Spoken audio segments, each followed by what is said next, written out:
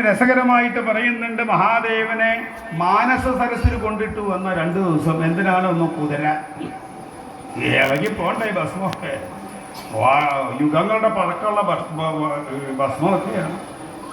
അങ്ങനെ മഹാദേവന്റെ ശരീരത്തെ അങ്ങനെ ഒരച്ച് അങ്ങനെ കഴുകിക്കൊണ്ടിരുന്നപ്പോഴാണ് സ്ഫടികത്തിന്റെ നിറം.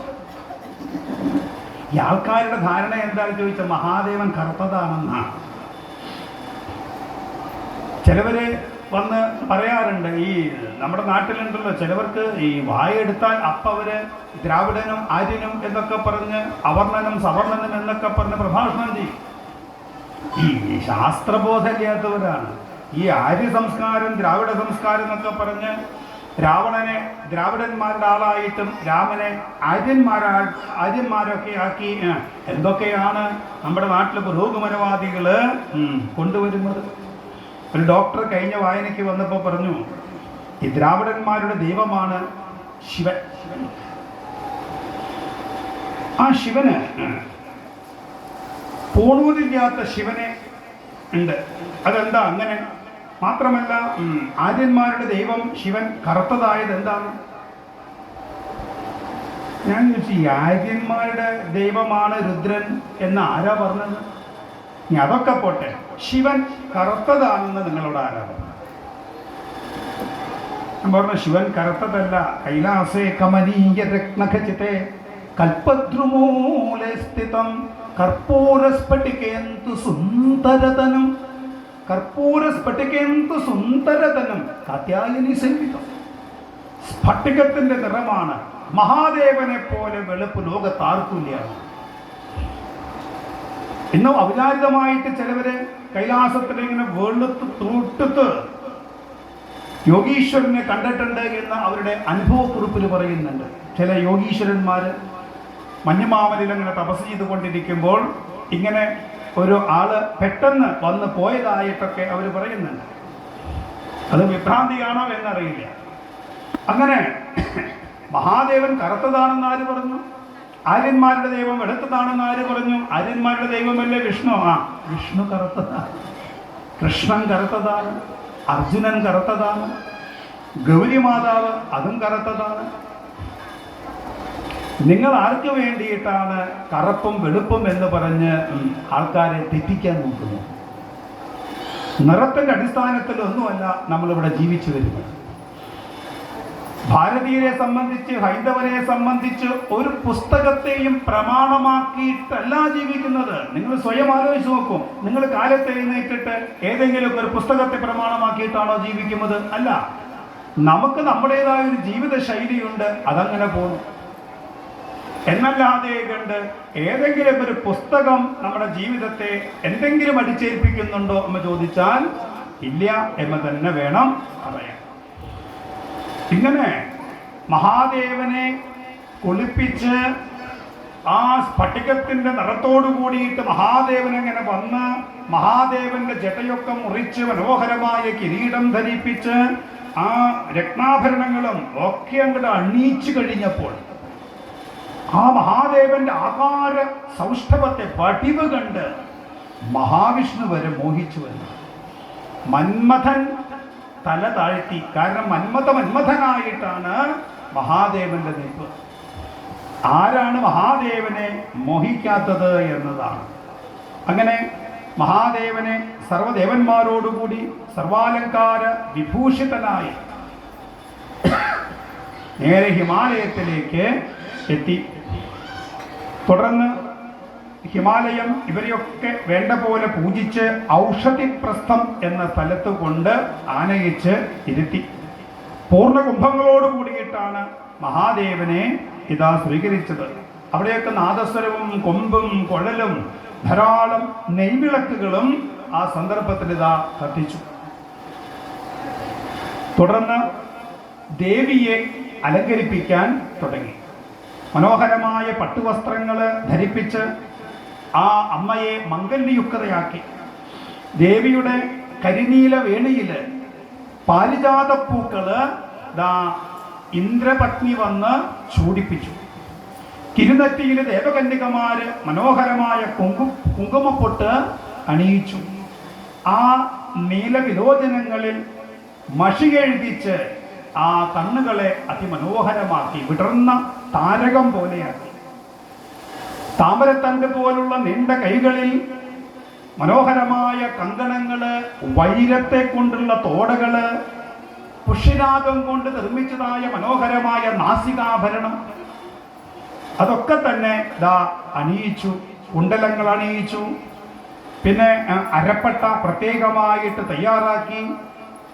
ഇങ്ങനെ ദേവിയെ സർവാലങ്കൃത ആക്കിക്കൊണ്ട് ആര് കണ്ടാലും മോഹിക്കുന്ന രീതിയിൽ അതിമനോഹരിയായി ആ ദേവി. നല്ല പേരാൽച്ചിട പോലെ നീണ്ട മുടിക്കെട്ട് അതങ്ങനെ ഒതുക്കി വെച്ചു. അതിൽ ധാരാളം പുഷ്പങ്ങളൊക്കെ ചൂടി. ഈ നീണ്ട മുടിക്കെട്ട് എന്ന് പറഞ്ഞു കഴിഞ്ഞാൽ ആ മുടിക്കെട്ടിന്റെ സമ്പ്രദായം പറയാതെ പേരാൽച്ചിട പോലെ നീണ്ട മുടിക്കെട്ട് എന്നാണ്. ഇവിടുന്ന് ഇങ്ങോട്ട് ഊശി പോലെ ഭൂ എന്നും പറഞ്ഞ ചോട്ടിലേക്ക് വരുന്നതല്ല മുടി. പിന്നെ എന്താണ്, ആ മുടി ഇങ്ങോട്ട് അഴിച്ചിട്ട ഇവിടെ വരണം, തോളിൻ്റെ ഇവിടെ ഇതും വരണം. അങ്ങനെ അവിടുന്ന് ആ ഇതുണ്ടല്ലോ ഈ തോളിൻ്റെ അവിടെ കിടക്കുന്നത് അതുവരെ അടി വരെ വരണം. അതാണത്ര ഇതിൻ്റെ ലക്ഷണം. ഇത്രയൊക്കെ മുടിയുണ്ടെങ്കിൽ പൂ നിസാരമൊന്നും പോരാ. ലളിതാ സഹസ്രനാമത്തിൽ പറയുന്നുണ്ടല്ലോ, ചെമ്പകാശോക പുന്നാക സൗഗന്ധികലസൽക്കജ. ചെമ്പകം, അശോകം, പൊന്നാകം, സൗഗന്ധികം മുതലായ പുഷ്പക്കൂട്ടങ്ങളാണ് ദേവിയുടെ മുടിയിലങ്ങനെ അണിയ. അപ്പൊ നമുക്കിപ്പോ അത്ര പൂവൊന്നും വേണ്ട, ഷൂന്ന് മതി പൂവ്. എന്താണ് ഷൂന്നുള്ള മുടി? ഷൂ എന്നുള്ള മുടിയിൽ ഷൂ എന്നുള്ള പൂ മതി, ഷൂ മതി. അതൊരു സമാധാനമാണേ. കാരണം എന്താ മുല്ലപ്പൂന്നൊക്കെ വരാന്ന്. അതിനിടയ്ക്കൂടെ മുടിയെ കുറേ ഉണ്ടെങ്കിൽ 5 മുഴ മുല്ലപ്പൂ വെച്ചാൽ അതിന് ഉള്ളിലേക്ക് വെച്ചാൽ കാണുന്നില്ല. ആ മുടി കുറേ ഉണ്ടെങ്കിൽ ഇതാകുമ്പോൾ 1 മുഴം വെച്ചാൽ മതി, അറിഞ്ഞിരിക്കും. ഇങ്ങനെ ദേവിയെ മനോഹരിയാക്കി എല്ലാവരും ഇതാ വിവാഹത്തിന് ഒരുങ്ങി നിന്നു. ഈ സന്ദർഭത്തിലെ കതിർമണ്ഡപത്തെ പ്രാപിച്ചതായ മഹാദേവന് പുഷ്പവൃഷ്ടിയോടുകൂടി, താള മേള വാദ്യത്തോടുകൂടി, ഗംഭീരാഘോഷത്തോടുകൂടി ഇതാ സ്വീകരിച്ചിരുത്തി. ഈ സമയത്ത് കതിർമണ്ഡപത്തിലിരുന്ന മഹാദേവൻ പെട്ടെന്ന് അഗസ്ത്യ മഹർഷി എവിടെ എന്ന് ചോദിച്ചു. അഗസ്ത്യനെ വിളിച്ചു. അപ്പൊ എല്ലാവരും അത്ഭുതപ്പെട്ടു. മഹാദേവൻ എന്താ ഇപ്പൊ അഗസ്ത്യനെ വിളിക്കുന്നത്? ബാക്കിയുള്ളവരൊക്കെ തലയുയർത്തി നോക്കി, എന്നെ നിങ്ങളൊന്നും വേണ്ട, അഗസ്ത്യൻ. അഗസ്ത്യനെ വിളിച്ച് അഗസ്ത്യനോട് പറഞ്ഞു, എൻ്റെ കൽപ്പനയെ നീ ഉടൻ തന്നെ അനുസരിക്കണം. ഹിമാലയത്തിലെ ഉത്തരഭാഗത്തേക്ക് സർവ്വദേവന്മാരും എല്ലാവരും അസുരന്മാരും രാക്ഷസന്മാരും ഒക്കെ വന്നു. ഭൂതപ്രേത പിശാചാദികളും സിദ്ധന്മാരും യക്ഷന്മാരും കിന്നരന്മാരും ഒക്കെ വന്നു. അതുകൊണ്ട് ഭൂമിയുടെ സന്തുലനാവസ്ഥയ്ക്ക് കോട്ടം തട്ടും. ദക്ഷിണഭാഗം ഉയരും. ദക്ഷിണഭാഗം ഉയർന്നു കഴിഞ്ഞാൽ അവിടുത്തെ ജീവജാലങ്ങൾക്കും ഭൂമിയുടെ ഘടനയ്ക്കുമൊക്കെ മാറ്റം വരും. എത്രയും പെട്ടെന്ന് അഗസ്ത്യ നീ ദക്ഷിണഭാഗത്തേക്ക് പോയി ആ ഭൂമിയുടെ സന്തുലനാവസ്ഥയ്ക്ക് കോട്ടം തട്ടാതെ കണ്ട് അവിടെ പോയിരിക്കണം. ദക്ഷിണാദ്രിയിൽ സഹ്യാദ്രിയിലേക്ക് യാത്ര ചെയ്തു. അങ്ങനെ അഗസ്ത്യനാകട്ടെ ഇത് കണ്ടപ്പോൾ എല്ലാവരും അത്ഭുതപ്പെട്ട് നിൽക്കെ അഗസ്ത്യനെയാണ് വിളിച്ചത്. അഗസ്ത്യനത് കരച്ചിൽ വന്നു. കണ്ണീരോടുകൂടി അഗസ്ത്യൻ പറഞ്ഞു, ഇത്രയ്ക്ക് പാപിയാണോ ഞാൻ? എല്ലാവരും ആഗ്രഹിച്ചു കൊണ്ടിരിക്കുകയാണ് മഹാദേവൻ ആ പാർവതി ദേവിയുടെ പാണിഗ്രഹണം ചെയ്യുന്നത്. പാർവതി സമേതനായിരിക്കുന്ന ഭഗവാനെ കൺകുളിർക്കെ കാണാൻ അങ്ങനെ ആഗ്രഹിച്ചിരിക്കുകയാണ്. ആ മുഹൂർത്തമായി. അപ്പൊ അവിടുന്ന് എന്നോട് ഉടൻ തന്നെ സഹ്യാദ്രിയിലേക്ക് പോവാനായി പറഞ്ഞു. എനിക്ക് ഈ വിവാഹത്തിൽ പങ്കെടുക്കാനോ ഇതില് ഈ ഇവിടെ അതിന് ഗംഭീരമായ സദ്യയിലൊന്നും പങ്കെടുക്കാൻ യോഗ്യത പൊക്കോളൂ. ഇത് ലോകോപകാരത്തിന് വേണ്ടിയിട്ടാണ്, അല്ലെങ്കിലോ സാധ്യമല്ല. അവിടത്തേക്ക് അത് സാധിക്കും. കാരണം എന്താണ്, അത്രയ്ക്ക് കനമാണത്ര ഈ അഗസ്ത്യൻ. യോഗശക്തി കൊണ്ട് അങ്ങനൊരു കഴിവ് ആർക്കുണ്ട്?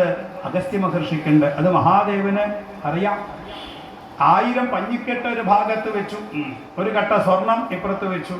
ആ സ്വർണത്തിന് തന്നെയാണ് വെയിറ്റ്. അതുപോലെയാണ് അഗസ്ത്യ മഹർഷിയുടെ പ്രത്യേകത. അങ്ങനെ അതാണ്. പൊക്കോളാൻ പറഞ്ഞു. അപ്പൊ ഞാൻ അങ്ങ് പൊക്കോളൂ. അങ്ങ് പോയി കഴിഞ്ഞ് സഹ്യാദ്രിയിലേക്ക് എത്തുമ്പോഴേക്കും ഞാൻ പാർവതി സമേതനായിട്ട് അവിടെ വന്ന് അങ്ങേക്ക് ദർശനം. അഗസ്ത്യ മഹർഷിക്ക് സന്തോഷമായി. തന്നിൽ നിക്ഷിപ്തമായ കർമ്മം അത് എന്താണ്? അത് ദക്ഷിണഭാഗത്തേക്ക് യാത്ര ചെയ്യലാണ്. ഈ ആഘോഷങ്ങളിൽ ഒന്നും പങ്കെടുക്കാൻ തനിക്ക് യോഗ്യത വേണ്ട. പക്ഷേ കർത്തവ്യത്തിൻ്റെ പ്രാധാന്യം മനസ്സിലാക്കിയ അഗസ്ത്യൻ ഉടൻ തന്നെ സഹ്യാദ്രിയെ ലക്ഷ്യമാക്കി അതിവേഗം യാത്രയായി. ഇവിടെയൊക്കെ നമുക്ക് കഥ പറഞ്ഞു തരുന്നത് എന്താണ്? എത്ര വലിയ ആഘോഷമാണെങ്കിലും എത്ര പ്രധാനപ്പെട്ടതാണെങ്കിലും ശരി, തനിക്ക് എന്താണോ കർത്തവ്യം, ആ കർത്തവ്യത്തിൽ നമ്മൾ എന്ത് ചെയ്യണം? അതിൽ ഉറച്ചു നിൽക്കണം.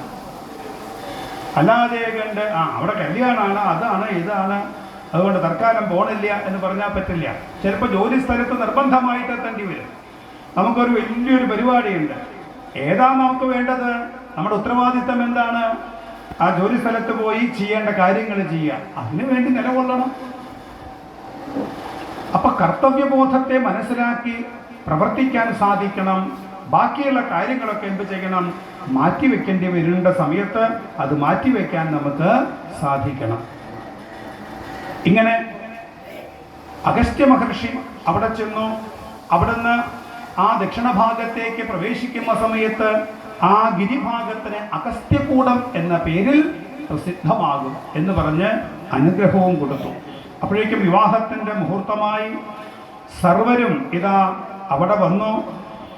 എല്ലാവരെയും അത്ഭുതപ്പെടുത്തിക്കൊണ്ട് പാർവതി പരമേശ്വരന്മാരുടെ വിവാഹം അതിഗംഭീരമായിട്ട് പുഷ്പവൃഷ്ടിയോടുകൂടിയിട്ട് അനവധി തിലോത്തമയും രംഭയും ഊർവശിയും മേനക, അതുപോലെ തന്നെ ദേവനർത്തകിമാർ നൃത്തം ചെയ്ത്, ലക്ഷ്മിയും സരസ്വതിയും എല്ലാവരും മധുരമായിട്ട് പാട്ടുപാടി, നന്ദീശ്വരൻ മൃദംഗമൊക്കെ വായിച്ച് അതിഗംഭീരമായി ആ വിവാഹം എന്നതാ സൂചിപ്പിച്ചു.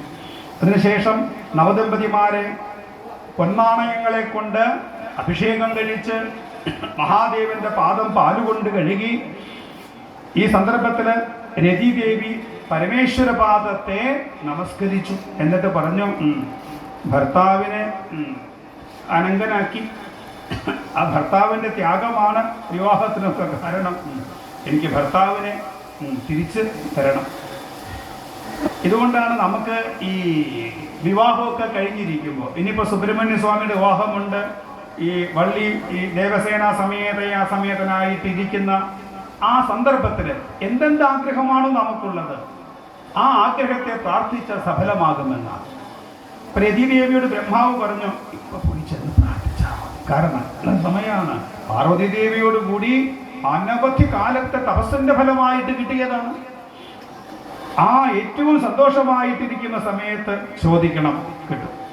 അങ്ങനെ ചെന്ന് പ്രാർത്ഥിച്ചപ്പോൾ മഹാദേവൻ ഒരു പുഞ്ചിരിയോടുകൂടി പറഞ്ഞു, പൊതുവേ ഞാൻ പറഞ്ഞിട്ടുണ്ട്, ദ്വാപരത്തിൻ്റെ അന്ത്യത്തിൽ കൃഷ്ണപുത്രനായിട്ടാണ് നിനക്ക് ശരീരത്തോടു കൂടി കിട്ടുക. പക്ഷെ ഈ സമയത്ത് നീ പ്രാർത്ഥിച്ചത് കൊണ്ട് നിനക്ക് മാത്രം കാമദേവനെ ശരീരത്തോടു കൂടി കിട്ടും, ബാക്കിയുള്ളവർക്കൊക്കെ അനങ്കനാവും.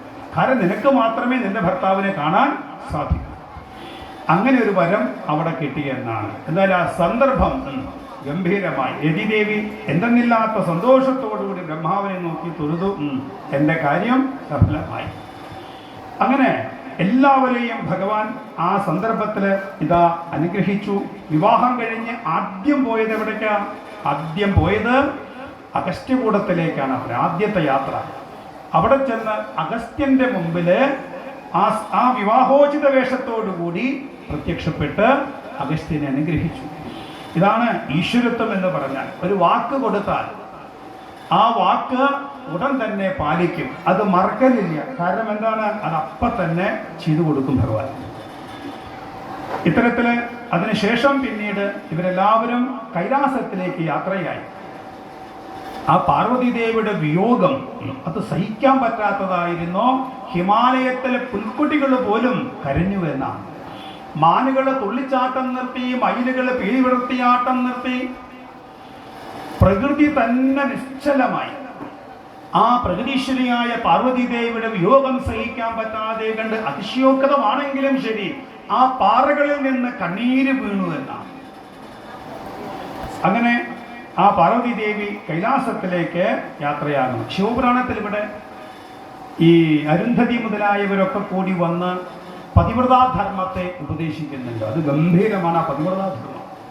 ഈ പതിവ്രതാധർമ്മത്തെ കേട്ട ഒരു മനഃശാസ്ത്രജ്ഞൻ, ഒരു ഡോക്ടർ എന്നെ വിളിച്ചിട്ട് പറഞ്ഞു, ഇതെന്താ തിരുമേനി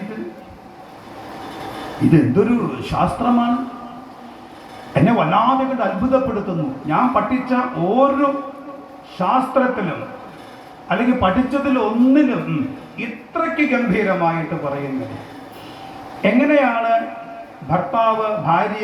ഭർത്താവിനെ തനിക്ക് വശംവദനാക്കേണ്ടത്, അല്ലെങ്കിൽ ഏത് രാവണനായിരിക്കുന്ന ഒരു വ്യക്തിയെ എങ്ങനെയാണ് രാമനാക്കേണ്ടത്, അതിൻ്റെ ഒരു സഹനഭാവവും ഒക്കെ സൂചിപ്പിക്കപ്പെടും. തിരിച്ചു അങ്ങനെ തന്നെയാണ്.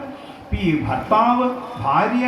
ഭർത്താവിനോട് എങ്ങനെയാ പെരുമാറേണ്ടത് എന്ന് പറയുമ്പോൾ ഭർത്താവ് ഭാര്യയോടും എങ്ങനെയാ പറയേണ്ടത് എന്നതാ നമുക്ക് പറഞ്ഞു തരുന്നുണ്ട്.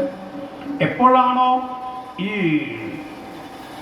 പുരുഷൻ രാവണനായിരിക്കുന്ന കാലത്തോളം ഭാര്യയ്ക്ക് ആരാവാൻ പറ്റില്ല, സീതാദേവിയായിട്ട് നിൽക്കാൻ പറ്റില്ല.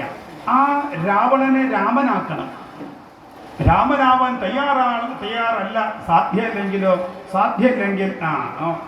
ഉപേക്ഷിക്കുക നല്ലത്. പക്ഷേ സാധ്യമാണോ എന്ന് നമ്മൾ എന്ത് ചെയ്യണം? പരിശ്രമിക്കണമെന്ന്. അതിന് ധാരാളം വഴികൾ ആ പതിവ്രതാധർമ്മത്തിൽ ഉപദേശിക്കുന്നുണ്ട്. എങ്ങനെയൊക്കെയാണ് പെരുമാറേണ്ടത്, എങ്ങനെയൊക്കെയാണ് എന്നത്, അതൊക്കെ ചെയ്യണം. ഇപ്പോഴത്തെ തലമുറയെ സംബന്ധിച്ച് ഭർത്താവ് ശരിയല്ല അല്ലെങ്കിൽ ഭാര്യ ശരിയല്ല എന്നൊക്കെ അങ്ങോട്ട് തോന്നിക്കഴിഞ്ഞാൽ പിന്നെ വലിയ താമസമൊന്നുമില്ല. എന്താണ് കഴിഞ്ഞു? അവിടെ സഹനശക്തിയോ മറക്കാനോ പൊറുക്കാനോ വിട്ടുവീഴ്ചയ്ക്കോ തയ്യാറില്ല. വല്ലാത്തൊരു പ്രതിസന്ധിയാണ് നമ്മുടെ തലമുറ ഇപ്പോൾ അനുഭവിച്ചു കൊണ്ടിരിക്കുന്നത്. വിവാഹം കഴിഞ്ഞാൽ എന്തൊക്കെ പ്രശ്നങ്ങളാണെന്ന് ചോദിച്ചാൽ ഒന്നാമത്തെ വിഷയം, ഇപ്പൊ പെൺകുട്ടികളില്ല സമൂഹത്തിൽ. പെൺകുട്ടികൾ കുറവാണ്, അല്ല പൊതുവെ പെൺകുട്ടികളില്ല, സ്ത്രീകളില്ല എന്ന് തന്നെ പറയാം. കാരണം കുട്ടികളെയൊക്കെ വളർത്തുന്നത് ഇപ്പോൾ ഒരു വീട്ടിലൊരു പെൺകുട്ടിയുണ്ട്, ഒറ്റ കുട്ടി ഉണ്ടാവുള്ളൂ മിക്ക വീട്ടിലും. ഇനി അഥവാ ഒരു ആൺകുട്ടിയും പെൺകുട്ടിയാണെങ്കിലും ശരി, രണ്ടുപേരെയും ഒരേപോലെയാണ് വളർത്തുന്നത്. നമ്മൾ പഴയ കാലത്ത് എങ്ങനെയാണ് വളർത്തുക? പെൺകുട്ടികളെ വളർത്തുമ്പോൾ ഒരു അടിച്ചേൽപ്പിക്കലുണ്ട്. നീ വല്ലവരുടെ വീട്ടിലും പോയി കഴിയേണ്ടവരാണ്, ശബ്ദം പൊങ്ങരുത്, 4 മുറിക്ക് പുറത്തേക്ക് ശബ്ദം പോകരുത്. അങ്ങനെ എന്തൊക്കെ പ്രാക്ടീസാണെന്നറിയോ? ഒരു എക്സ്പീരിയൻസ് നന്നായിട്ട് കൊടുത്തു അമ്മ കുട്ടികൾക്ക്. അപ്പം അവരുടെ ഉള്ളിൽ എന്ത് വന്നു? എൻ്റെ ജീവിതം എന്ന് പറഞ്ഞാൽ വേറൊരു വീട്ടിലേക്ക് പറിച്ചു നടേണ്ടതാണ്, അവിടെ ചെന്ന് അവിടുത്തെ അമ്മയെയും അച്ഛനെയും ശുശ്രൂഷിക്കേണ്ടതാണ്. ഇങ്ങനെ ഒരു അടിച്ചമർത്തൽ പഴയ കാലത്തുണ്ടായിരുന്നു. ഇന്നിപ്പോൾ ഏതെങ്കിലും പെൺകുട്ടികളോട് പറയോ? അങ്ങനെ ഇല്ല. അവർ ആൺകുട്ടികളെ പോലെയാണ് വളരുന്നത്. അവരെ സംബന്ധിച്ച് എന്താണ്? അവർക്ക് ഏറെ സ്വാതന്ത്ര്യമുണ്ട്. പണ്ടത്തെ പോലെ ഒതുക്കി വെക്കാനൊന്നും പറ്റുന്നില്ല. എന്തുണ്ടെങ്കിലും അപ്പം അങ്ങോട്ട് തുറന്നു പറയും. അപ്പൊ അത്തരത്തിൽ വളർന്നു വരുന്നതായ ഒരു പെൺകുട്ടി ഒരു ഭർതൃഗൃഹത്തിലേക്ക് വരുമ്പോൾ അവിടെ എങ്ങനെയാണ് ഭർത്താവ് പെരുമാറേണ്ടത് എന്ന് ഭർത്താവ് പഠിക്കേണ്ടതാണ്. ഇന്ന് ഏറ്റവും വലിയ വിഷയം ഇതാണ്. ഇപ്പൊ പരസ്യം തന്നെ കണ്ടിട്ടില്ലേ? കല്യാണം കഴിഞ്ഞ് ഭാര്യയും ഭർത്താവ് ഒരുമിച്ച് വരുമ്പോൾ ഭർത്താവ്, എല്ലാ ഭർത്താക്കന്മാരും തുടക്കമൊക്കെ പറയാറുണ്ട്, എന്താണ്, അടുക്കളയിലേക്ക് എന്തെങ്കിലും ആവശ്യമുണ്ടെങ്കിൽ വിളിച്ചോളൂ, ഞാൻ വരാം. കല്യാണം കഴിഞ്ഞൊരു 3 വർഷം കഴിഞ്ഞാൽ വിളിച്ചാൽ വരുമോ? എവിടെ വരണോ? ആദ്യത്തെ ദിവസങ്ങളിലൊക്കെ ചാടി പൊടി വിട്ടു. പിന്നെ എവിടെ അടുക്കളയിലേക്ക് വരണോ? അപ്പൊ ഈ ഭർത്താവ് ഇത് പറഞ്ഞ സമയത്ത് ഭാര്യ എന്താ പറഞ്ഞതെന്നറിയോ? ഇപ്പോഴത്തെ കുട്ടികളുടെ ഒരു രീതി അതാണ്. നമ്മളതിനെ പ്രോത്സാഹിപ്പിക്കുന്നുണ്ട്. അത് തെറ്റാണെന്നൊന്നും പറയുന്നില്ല.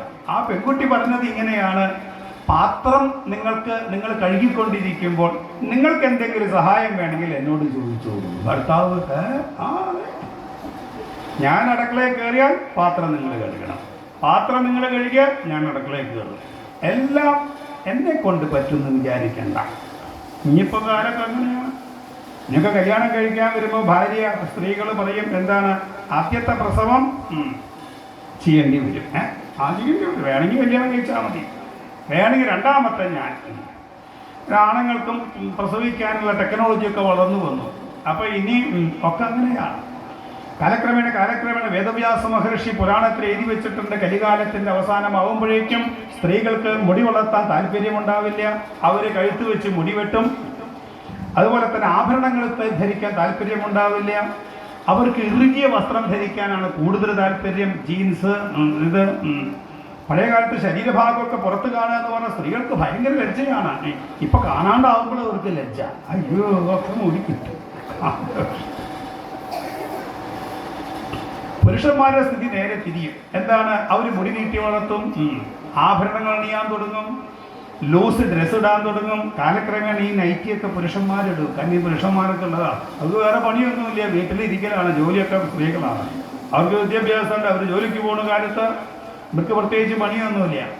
അപ്പോൾ വീട്ടിൽ നൈറ്റി ഇട്ട് ഭക്ഷണം വെച്ച് പാത്രം മോറി കുട്ടികളെയൊക്കെ ഇങ്ങനെ നോക്കി. ഓഷോ എന്നുള്ള തത്വാചാര്യം പറഞ്ഞിട്ടുണ്ട് അത്രേ, ഇനി കുട്ടികളെ വളർത്തേണ്ടത് പുരുഷന്മാരാണ്. കാരണം അവരുടെ ഉള്ളിലുള്ള മാതൃത്വം തേഞ്ഞു പോയിട്ടില്ല, അതവനെ കട്ട പിടിച്ച് കിടക്കുകയാണ്. അപ്പോൾ പിന്നെ കുട്ടികളെ നോക്കാം വരണോ. കാലക്രമേണ ഈ പരിണാമത്തിന്റെ പ്രത്യേകത എന്താണെന്ന് ചോദിച്ചാൽ, ഇത് സാധ്യമാണ്, പ്രകൃതിയുടെ നിയമമാണത്. ഈ പരിണാമത്തിന്റെ ഭാഗമായിട്ട് സ്വാഭാവികമായിട്ടും പുറത്തേക്ക് സ്ത്രീകൾ ഇറങ്ങാൻ തുടങ്ങുമ്പോൾ അവർക്ക് കരുത്ത് കൂടും, പുരുഷന്മാർക്ക് കരുത്ത് കുറയും. പിന്നെ എല്ലാ രംഗത്തും ആരായിരിക്കും? സ്ത്രീകളായിരിക്കും. പുരുഷന്മാരിങ്ങനെ പോയി വീട്ടിലെ പണിയൊക്കെ ആയിട്ട് ഇരിക്കും. ആ അമ്പലത്തിൽ ആൽത്തറയിൽ സ്ത്രീകൾ ഈ ജീൻസൊക്കെ ഇട്ട് സിസറൊക്കെ വലിച്ച് അമ്പലേരിങ്ങനെ പോകുമ്പോൾ ഏതാടാ ചെക്കൻ, ഓ ഒരു കാലാലോചിച്ച് നോക്കൂ, ദൈവമേ അപ്പോഴേക്കും നമുക്ക് പോകാതെ നന്നായി. അത് പ്രകൃതിയുടെ ഒരു നിയമം കൂടിയാണെന്നാണ്. എന്തൊക്കെയുണ്ടോ അതൊക്കെ തിരിച്ചും മറിച്ചും സ്വാഭാവികമായിട്ടും വരും. ഈ സന്ദർഭത്തിൽ ശൂരപത്മാസുരനും താരകാസുരന്റെയും സിംഹമുഖാസുരന്റെയും ഒക്കെ ക്രൂര പ്രവർത്തനങ്ങളിൽ വേദനിച്ച് ദേവന്മാർക്ക് ഒരു സമാധാനമില്ല. ഇവര് കല്യാണമൊക്കെ കഴിഞ്ഞു. പിന്നെ എന്നും ദേവേന്ദ്രന്റെ ചോദ്യം ഇതാണ്, പാർവതിയുടെ തോഴിമാരെ കണ്ടാൽ എന്തെങ്കിലും വിശേഷമുണ്ടോ? ഒരു വിശേഷവും ഇല്ല. വീണ്ടും ചോദിക്കും, വിശേഷമുണ്ടോ? വിശേഷമില്ല. നിങ്ങൾക്ക് വിശേഷമുണ്ടോ എന്നല്ല ചോദിച്ചത്, പാർവതി ദേവിക്ക് വല്ല വിശേഷമുണ്ടോ തന്നെ. അയ്യോ അത് ഞങ്ങൾക്ക് ചോദിക്കാൻ പറ്റില്ല, അകത്തെന്താ നടക്കണേന്ന് ഞങ്ങൾക്കറിയില്ല, ഞങ്ങൾക്ക് അങ്ങോട്ട് പ്രവേശനമേ ഇല്ല. അവസാനം വായുവിനെ വിളിച്ച് പറഞ്ഞു, അതെ ശിവസന്നിധിയിൽ സൂത്രത്തിൽ നിനക്കേ പറ്റൂ, നീ പോയിട്ട് അവിടുത്തെ കാര്യങ്ങൾ എന്താണെന്നൊക്കെ അറിയണം. എന്നിട്ട് വേണം മഹാവിഷ്ണുവിനെയും ബ്രഹ്മാവിനെയും പ്രജാപതികളെയും എല്ലാവരെയും വിളിച്ച് കൈലാസത്തിൽ പോയി കാര്യങ്ങൾ പറയണം. വായുവാകട്ടെ മഹാദേവന്റെ അടുത്തേക്ക് പോകണം എന്നങ്ങോട്ട് പറയുമ്പോഴേക്കും പേടിച്ച് അയ്യോ എന്നെ കൊണ്ട് പറ്റില്ല. തുടർന്ന് ആ വായുവിനെ ബ്രഹ്മാവ് നന്നായിട്ട് പുകഴ്ത്തി. കാരണം എന്താണ്? വായു ഇല്ലെങ്കിൽ ഈ ലോകത്തിന്റെ സ്ഥിതി എന്താണ് എന്ന് പറഞ്ഞ് വായുവിന്റെ പണ്ടത്തെ പരാക്രമങ്ങളെ കുറിച്ചൊക്കെ ദാ സൂചിപ്പിച്ചു. എവിടേക്കും നിർഭയം കടന്നു ചെല്ലാൻ നിനക്ക് മാത്രമേ കഴിയൂ, ആരെയും കീഴ്പ്പെടുത്താൻ മാരുതി നിന്നെ പോലെ ആർക്കാണ് സാധിക്കുക? പ്രാണഭയത്തെ വിചാരം ചെയ്തുകൊണ്ട് സ്വധർമ്മത്തെ മറക്കരുത്, ഇത് സർവ്വദേവന്മാർക്കും വേണ്ടിയിട്ടാണ് എന്ന് പറഞ്ഞ സമയത്ത് വായു നേരെ കൈലാസത്തിലേക്ക് ചെന്നു. അദൃശ്യനായിട്ട് അകത്തേക്ക് കയറാൻ നോക്കിയപ്പോഴാണ് മണ്ടേമ പിടിച്ചു ഒരാള്. ആരാ? നന്ദീശ്വരൻ. എവിടേക്കാ? വായു തൊഴുതു. അയ്യോ ഒന്നും ചെയ്യരുതേ, ശിക്ഷിക്കരുതേ, ദേവന്മാര് പറഞ്ഞത് പ്രകാരമാണ് ഞാൻ വന്നത്, എന്നെ ശിക്ഷിക്കരുതേ എന്ന് പറഞ്ഞപ്പോൾ നന്ദീശ്വരൻ പറഞ്ഞു, ശിക്ഷിക്കണമൊന്നുമില്ല, പക്ഷേ അകത്തേക്ക് കയറാൻ അനുവാദമില്ല, പൊക്കോളൂ. അങ്ങനെ വായു നിരാശനായിട്ട് തിരിച്ചു തന്ന് ബ്രഹ്മാവിനോട് പറഞ്ഞു, ഇനിയിപ്പോൾ എന്താ വേണ്ടേ ചോദിച്ചു. അപ്പൊ ദേവന്മാരൊക്കെ പറഞ്ഞു, ഇത് നേരത്തെ നമുക്ക് പറഞ്ഞു തന്നിട്ടുള്ളതാണ്. കാരണം എന്താണ്? ഒരു കാര്യം നേടാൻ വേണ്ടിയിട്ട് പലരെയും പറഞ്ഞയക്കുക, അതല്ല വേണ്ടത്. മഹാദേവനെ പോലുള്ള മഹാത്മാക്കളെ സ്വാധീനിക്കാൻ ആരെങ്കിലും പറഞ്ഞു വിടരുത്. പണ്ട് മഹാദേവന്റെ തപസ് മുടക്കാനായിട്ട് മന്മഥനെ പറഞ്ഞയച്ചു. ആ കാമം എന്ന വികാരത്താൽ അടിമപ്പെടുത്തി കാര്യം സാധിക്കാൻ വേണ്ടി നമ്മൾ പ്രയത്നിച്ചു. അതിന്റെ ഫലം നമ്മൾ കണ്ടു. കാരണം എന്താണ്? അത് തെറ്റായിട്ടുള്ള വഴിയായിരുന്നു. നേരായ വഴി അപ്പുറത്ത് കിടക്കുന്നുണ്ട്. എന്നിട്ടും വളഞ്ഞ വഴിയിലൂടെ കാര്യസാധ്യത്തിന് വേണ്ടി നമ്മൾ പ്രയത്നിച്ചു. നമ്മളോട് ഇപ്പോഴും പുരാണം ആഹ്വാനം ചെയ്യുന്നത് അതാണ്. എന്താണ്? വളഞ്ഞ വഴിയല്ല വേണ്ടത്, നേർവഴിയെ സ്വീകരിക്കണം. തുടർന്ന് എല്ലാവരും ആ കൈലാസത്തിലേക്ക് ചെന്ന് മഹാദേവനെ അങ്ങനെ സ്തുതിച്ചു. അല്ലയോ മഹാദേവ, അവിടുന്ന് ജയിക്കട്ടെ, സർവേശ്വര അവിടുന്ന് ജയിക്കട്ടെ എന്ന് പറഞ്ഞ് മക്കിഞ്ചയനും ആ കപാലിയും അതുപോലെ തന്നെ ചന്ദ്രകലാധരനുമായിരിക്കുന്ന വിരൂപാക്ഷനുമായിരിക്കുന്ന മഹാദേവനെ അങ്ങനെ അവർ ഭംഗിയായിട്ട് സ്തുതിച്ചു. കരഞ്ഞിട്ടാണ് സ്തുതി. അവിടുത്തെ കീർത്തനങ്ങളും അവിടുത്തെ നാമങ്ങളും മാത്രം മതി. ചന്ദ്രശേഖര ചരിതസ്യ, ആ ചന്ദ്രശേഖരന്റെ ചരിത്രങ്ങള്, നീലകണ്ഠ തവ പാദസേവനം സംഭവന്തു മമ ജന്മജന്മനി,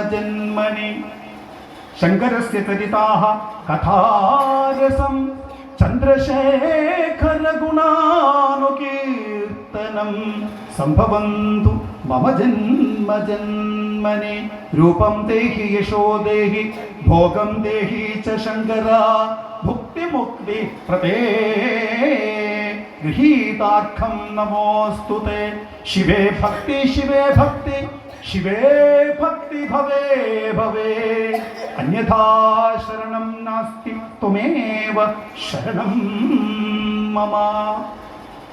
ഇങ്ങനെ മഹാദേവനെ അങ്ങനെ സ്തുതിച്ചുകൊണ്ടിരിക്കവേ മഹാദേവൻ പ്രത്യക്ഷപ്പെട്ടു. ശാന്ത സ്വരൂപനായിട്ടാണ് വന്നത്. അല്ല ദേവന്മാരെ, നിങ്ങൾ എന്താ ഇങ്ങനെ കരഞ്ഞുകൊണ്ടിരിക്കുന്നത്? അവര് ശൂരപത്മാസുരന്റെയും താരകാസുരന്റെയും സിംഹമുഖാസുരന്റെയും ഒക്കെ ആ ഉപദ്രവങ്ങൾ പറഞ്ഞു. കുമാരസംഭവം ഇതാ സാധ്യമാണെന്ന് അവിടുന്ന് പറയുകയും ചെയ്തു. എന്നിങ്ങനെ വിചാരിച്ചിരിച്ചു കൊണ്ടിരിക്കുമ്പോൾ ആ മഹാദേവന്റെ സ്വരൂപമൊക്കെ മാറാൻ തുടങ്ങി. ദേവന്മാര് കിടുകിടാ വിറച്ചു. കാരണം ശ്രീരുദ്രനായിട്ട് മാറി. മുഖമെങ്ങനെ ചുവന്നു തുട്ടുത്തു. കണ്ണിൽ നിന്ന് ആ തീപ്പൊരി വരാൻ തുടങ്ങി.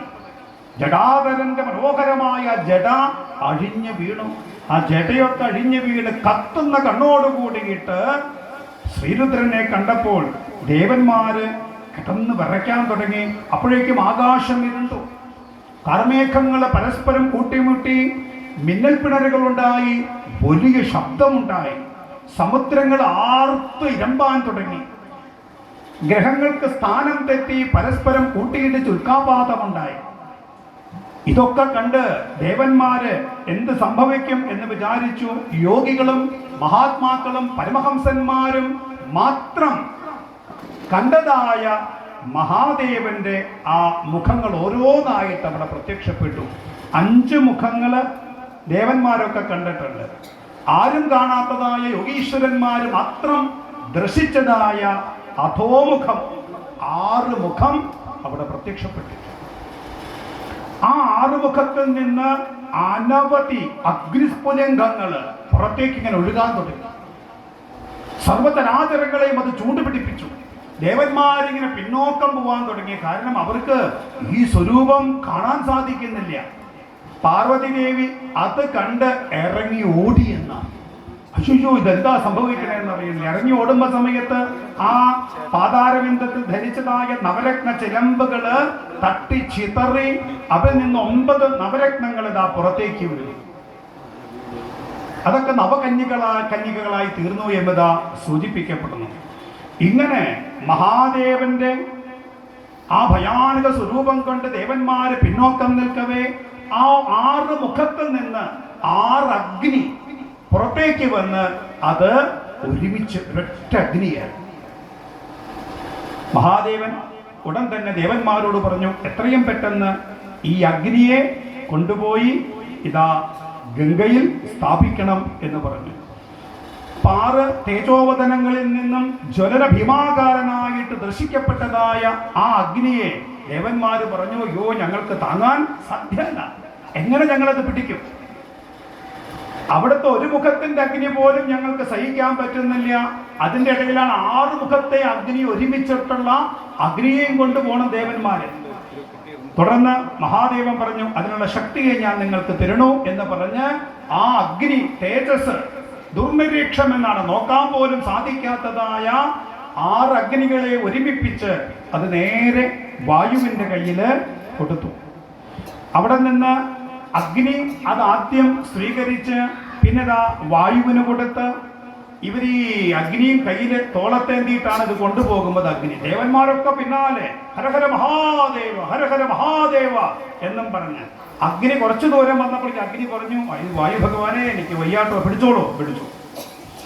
ഇങ്ങനെ മാറി മാറി ആ അഗ്നിയെ അവരെഴുന്നള്ളിച്ച് ഗംഗയിൽ സമർപ്പിച്ചു. കൈലാസത്തിൽ നിന്ന് ഒഴുകിക്കൊണ്ടിരിക്കുന്നതായ ഗംഗയിൽ അങ്ങോട്ട് സമർപ്പിക്കേണ്ട താമസം ഗംഗ ആ അഗ്നിയുടെ ചൂട് കൊണ്ട് തിളച്ചു പൊങ്ങി.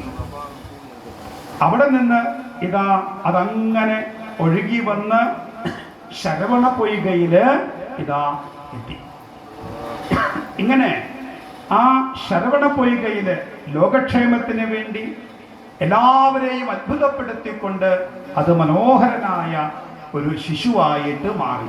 6 ശിശുക്കളായിട്ട് മാറി എന്നാണ് ഇവിടെ സ്കന്ദപുരാണം സൂചിപ്പിക്കുന്നത്. സർവ്വദേവന്മാരും ആ 6 പുത്രന്മാരെ കണ്ട് അത്ഭുതപ്പെട്ടു. എങ്ങനെയാ കുമാരജനനം എന്ന് എല്ലാ പുരാണങ്ങളിലും സൂചിപ്പിക്കപ്പെടുന്നത് പോലെ തന്നെ പഞ്ചഭൂതാത്മകമായ വഴികളിലൂടെ ആ മുരുകജനനത്തെ വർണ്ണിക്കുന്നു. ശിവപുരാണം ഇവിടെ വർണ്ണിക്കുമ്പോൾ വളരെ രസകരമായിട്ടാണ് വർണ്ണിക്കുന്നത്. സർവ്വദേവന്മാരിലൂടെയും ആ മുരുകസ്വാമി സഞ്ചരിച്ച് ശരവണപ്പൊയ്കയിലെത്തി പുത്രഭാവത്തില് ശിശുരൂപത്തില് വന്നു എന്നതാ സൂചിപ്പിക്കണം. ഇപ്പൊ നമുക്ക് ഒരു ശരീരം രൂപീകരിക്കപ്പെടണമെങ്കിൽ എത്ര പരമാണുക്കൾ വേണം? അനവധി പരമാണുക്കളുടെ കൂട്ടായ്മയാണ് ഈ ശരീരം. പരമാണുക്കൾ കണ്ണുകൊണ്ട് കാണാൻ സാധിക്കാത്തതാണ്. നമുക്ക് പറയാറുണ്ട് 33 കോടി ദേവന്മാരുണ്ട് എന്ന് പറഞ്ഞാൽ മുരുകജനനത്തിൽ നിന്നും നമുക്ക് കുമാരസംഭവത്തിൽ നിന്നും നമുക്ക് പറഞ്ഞു തരികയാണ്, സർവ്വദേവന്മാരിലൂടെയും സഞ്ചരിച്ച് ആ ഉണ്ണി തൻ്റെ ശരീരത്തെ സ്വരൂപിച്ചു എന്ന് പറഞ്ഞാൽ ഒരു ശരീരം സൃഷ്ടിക്കപ്പെടണമെങ്കിൽ 33 കോടി ദേവന്മാരും അവരുടെ ശരീരത്തിൽ നിന്ന് ഓരോ പരമാണുക്കൾ നമുക്ക് സംഭാവന ചെയ്യണം. അപ്പം 33 കോടി പരമാണുക്കൾ കൂടിച്ചേർന്നതാണ് ശരീരം എന്ന് വേണമെങ്കിൽ നമുക്ക് പറയാം. ഇങ്ങനെ ലോകക്ഷേമത്തിനായിട്ട് അവതരിച്ചതായ ആ ദേവൻ പഞ്ചഭൂതങ്ങളിൽ നിന്ന് പടിപടിയായി ഉയർന്ന് ആകാശം, കാറ്റ്, അതുപോലെ തന്നെ അഗ്നി, ജലം, ഭൂമിയിൽ വന്ന് അവതരിച്ചു. അപ്പൊ ഈ ആകാശത്തിൽ നിന്ന് വായുവിലേക്കും, വായുവിൽ നിന്ന് അഗ്നിയിലേക്കും, അഗ്നിയിൽ നിന്ന് ഗംഗ, ജലത്തിലേക്കും, ജലത്തിൽ നിന്ന് ഭൂമിയിലേക്ക് എത്തി. ഈ വരവ് ഇങ്ങനെയാണ്. നമ്മളും തിരിച്ചു പോകുമ്പോൾ അങ്ങനെ തന്നെയാണ്. തിരിച്ചു പോകുമ്പോൾ മരിച്ചു കഴിഞ്ഞാൽ ഭൂമിയിൽ കിടത്തും, ജലം കൊണ്ട് കുളിപ്പിക്കും, അഗ്നിയിൽ വയ്ക്കും, അത് വായുവിൽ ലയിപ്പിച്ച് നേരെ എവിടേക്ക്? ആകാശത്തേക്ക്. ആകാശത്ത് നിന്ന് കുറേ കാലം ആകാശമാകുന്ന ഗർഭത്തിൽ കുറേ കാലം കിടന്ന് ആ ആകാശമാകുന്ന ഗർഭം നമ്മളെ പ്രസവിക്കും. എവിടേക്കാ പ്രസവിക്കുക? വായുവാകുന്ന അമ്മയിലേക്ക്. ആ വായുവാകുന്ന അമ്മയിലേക്ക് അനവധി കാലം കിടന്ന് വായുവാകുന്ന അമ്മ അഗ്നിയാകുന്ന അമ്മയിലേക്ക് പ്രസവിക്കും.